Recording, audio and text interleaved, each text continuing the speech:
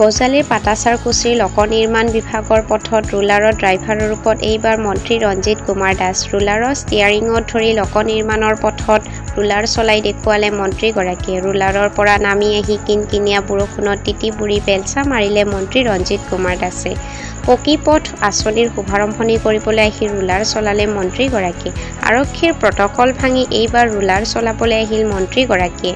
সদায় সামাজিক মাধ্যমত জনপ্ৰিয় হৈ থকা মন্ত্ৰীগৰাকীয়ে এইবাৰ সমষ্টিৰ ভোটাৰৰ আগত ৰুলাৰ চলাই দেখুৱালে।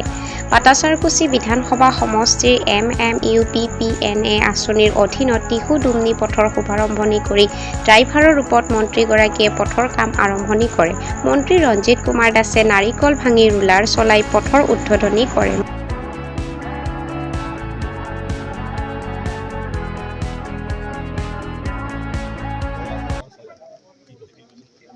এইটো এটা উৎসাহ এটা দিয়াৰ কাৰণে লগতে আমি ৰাইজকো আহ্বান জনাইছোঁ যাতে ৰাইজে কামটো নিৰীক্ষণ কৰে, বিভাগে কামটো যদি নিৰীক্ষণ কৰে, কাৰণ এই পথৰ যিটো সমস্যা, এই পথটো 3খন জিলাৰ লগত জড়িত। প্ৰথম পাৰ্টটো আছে আপোনাৰ নলবাৰী জিলাৰ লগত, মাজৰ পাৰ্টটো আছে বজালী জিলাৰ লগত প্ৰায় 3 কিলোমিটাৰ, বাকীখিনি আছে বাক্সা জিলাৰ লগত।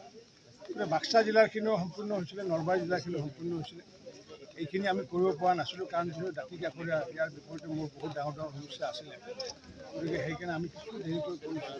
গতিকে এতিয়া আমাৰ টিহু নাটকুছিৰ পৰা একেবাৰে হেৰিলৈ আঠিয়াবাৰীলৈ এতিয়া এই যাতায়াতৰ পথটো সুগম হ'ল। বিভিন্ন মানুহে বিভিন্ন সময়ত বকুল জনাইছিলে, বাতৰি কাকতো লিখিছিলে।